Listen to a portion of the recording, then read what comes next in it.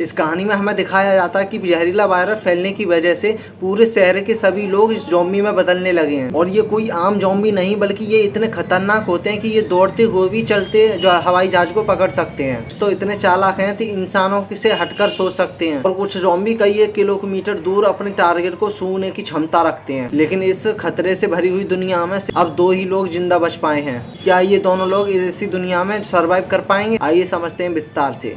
कहानी की शुरुआत में एक छोटा सा बच्चा अपने घर पर अकेला बैठकर टीवी में कार्टून देख रहा होता है। लेकिन तभी टीवी का अचानक से सिग्नल चला जाता है और इमरजेंसी रिपोर्ट आने लगती है। खबर को सुनकर लड़के के चेहरे पर उदासी छा जाती है, जिसमें बताया जा रहा था कि शहर में बहुत ही जहरीला वायरस फैल गया है, जिससे इन्फेक्टेड लोग कुछ ही मिनटों में खतरनाक ज़ॉम्बी बनते जा रहे हैं। ये वायरस बहुत ही जल्दी फैलता जा रहा है और पूरी दुनिया इसकी चपेट में आ गई है। टीवी में बताया जा रहा था कि जो भी इस न्यूज को सुन रहा है वो जल्दी से अपने लिए सेफ जगह ढूंढ ले।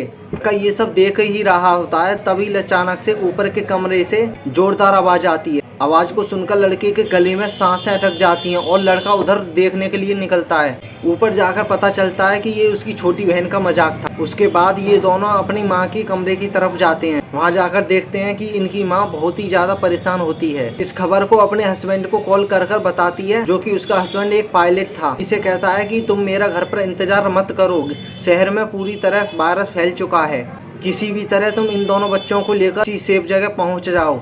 और अपने बच्चों से कहता है कि परेशान मत हो, मैं कुछ नहीं होगा। वो अपने हाथ में पहना एक ब्रेसलेट दिखाता है, जो कि उसकी बच्ची एदिगिल ने बनाया था। उसे देखकर एदिगिल बहुत खुश हो जाती है। दूसरी तरफ उनकी माँ जल्दी से सामान इकट्ठा करने लगती है और तभी अचानक से बाहर जोर जोर से चिल्लाने की आवाज आती है। इसलिए वो जल्दी से अपने दोनों बच्चों को लेकर बाहर निकल आती है। जब वो कार में बैठने वाले ही होते हैं, लेकिन अचानक से एक ज़ॉम्बी उसकी माँ पर अटैक कर देता है। डर के मारे एदिगिल जल्दी से कार के नीचे छुप जाती है। एदिगिल अपनी आंखों के सामने अपने छोटे भाई और अपनी माँ को ज़ॉम्बी से मरते हुए देखती है।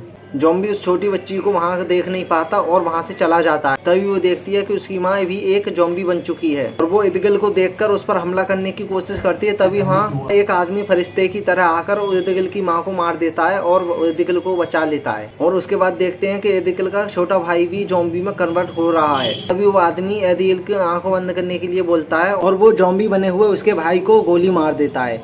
अब हमको 10 साल के बाद का सीन दिखाया जाता है, जो कि कभी रोशनी से चमकने वाला शहर अब बंजर बन चुका है। दूर दूर तक सन्नाटा छाया हुआ था। पूरे शहर में इंसानी सभ्यता पूरी तरह से समाप्त हो चुकी थी। सारे लोग मारे जा चुके थे या फिर ज़ॉम्बी बन चुके थे। जो लोग ज़ॉम्बी बन चुके थे वो इधर उधर भटक रहे हैं। जो लड़की एडिकेल, जिसे एक बड़े आदमी ने बचाया था, वो अब बहुत बड़ी हो चुकी है। एडिकेल उसी आदमी के सामने पली बड़ी थी और वो उसे अब अपना पिता मानने लगी थी।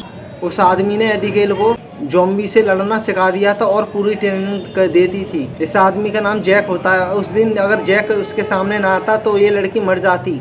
एडिकेल को अब बहुत बुरा लग रहा था कि उसकी एक ही इच्छा थी कि अब कोई पुरानी बस्ती मिल जाए जहां लोग रह रहे हों और वो उनके साथ रहने लगे। जैक को लोगों के साथ रहना बिल्कुल भी पसंद नहीं था। वो जंगल में वो दोनों कैंप लगाकर जब सो रहे थे, तभी अचानक आवाज आती है और जैक की आंख खुल जाती है। वो धीरे से अपने कैंप से बाहर निकल कर देखता है, तभी धीरे से कोई ज़ॉम्बी जैक पर हमला कर देता है। लेकिन जैक लगातार गोली चलाकर उसे मार देता है और एडिकेल भी वहीं पर पहुंच जाती है। उन दोनों को 10 साल से शिकार करते करते इतना एक्सपीरियंस हो गया था कि ज़ॉम्बी अब ज़्यादा झुंड बनाकर रहते हैं। समझ जाते हैं कि उनके आसपास जरूर और भी ज़ॉम्बी होंगे।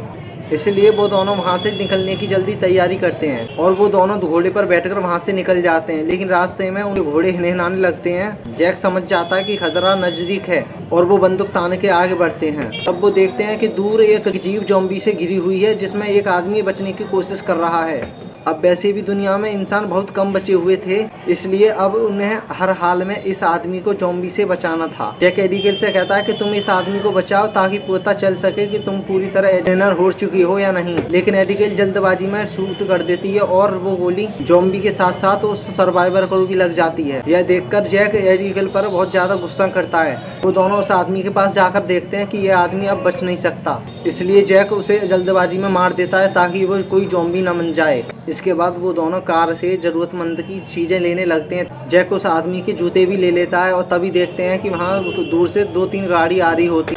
वो लोग उन्हें चारों तरफ से घेर लेते हैं और जैक के पैर में जूता देखकर वो ये समझते हैं कि जैक ने ही उसके दोस्त को मारा है। तब ये सभी लोग उन दोनों लोगों को मारने वाले होते हैं। तभी एक प्रेग्नेंट लेडीज कार से उतरती है, लेकिन थोड़ी देर बाद काला घोड़ा इन्हें वार्निंग देने लगता है। इसके बाद वो देखते हैं कहीं दूर से एक ज़ॉम्बी का झुंड उनकी तरफ बढ़ता आ रहा है। वो ज़ॉम्बी उनकी तरफ इतनी रफ्तार से बढ़ते हैं कि वो जल्दबाजी में उनको शूट इनको भागने तक का मौका नहीं मिल पाता। लोगों के पास हथियार तो थे, लेकिन ज़ॉम्बी बहुत तादाद में थे, इसलिए वो एक एक करके ज़ॉम्बी का शिकार बनने लगते हैं। ताकतवर आदमी ज़ॉम्बी के काटने से इन्फेक्ट हो जाता है। तभी वो अपने को आप को मारने की कोशिश करता है, लेकिन उसकी बंदूक में गोली खत्म हो जाती है। जैक को पता चल गया था कि वो इनसे नहीं लड़ पाएंगे, तो वो एडिगेल से कहता है कि तुम जल्दी से कार में बैठो। ज़ॉम्बियों का एक लीडर था जो कि अपने दोस्तों को मरा हुआ देखकर बहुत ज्यादा गुस्सों में आ जाता है। उधर वो चारों लोग ज़ॉम्बियों से जान छुड़ाकर गाड़ी में सफर कर रहे होते हैं। तभी जैक पीछे बैठी लेडीज से पूछता है कि तुम हो कौन और यहाँ क्या कर रहे थे। तभी वो लेडीज बताती है कि हम बचे हुए लोग शिप टाउन की जगह पर जाना चाहते थे, जहाँ सेफली इंसान रहते हैं और वहाँ बहुत सारी जरूरतमंद चीजें मिलती हैं। हम सब वहाँ जाकर एक नॉर्मल जिंदगी गुजारना चाहते थे। ये सब सुनकर एडिगल बहुत खुश होती है, क्योंकि यही वो ऐसी जगह थी जहाँ वो हमेशा जाना चाहती थी। तभी जैक कहता है कि यहाँ पर ऐसी कोई कॉलोनी नहीं है। मैं पिछले 10 साल से यहाँ वहाँ भटक रहा हूँ, मुझे कभी ऐसी कोई कॉलोनी नहीं दिखाई दी। तभी बीच रास्ते में उनकी गाड़ी अचानक खराब हो जाती है। इस दौरान प्रेग्नेंट लेडीज का हस्बैंड बाहर निकलता है, जिसका नाम डेविड है। वो कहता है मैं एक मैकेनिक हूँ, मैं इस गाड़ी को ठीक कर दूंगा, लेकिन औजार ना होने की वजह से गाड़ी ठीक नहीं हो पाती। इसलिए वो लोग गाड़ी ठीक न होने के कारण पैदल सफर करने लगते हैं। कई 1 किलोमीटर का सफर करने के बाद वो लोग एक वीरान सोसाइटी में पहुँच जाते हैं, जहाँ ऊंची ऊंची इमारतें खड़ी थी, लेकिन हर तरफ मौत की शांति छाई हुई है।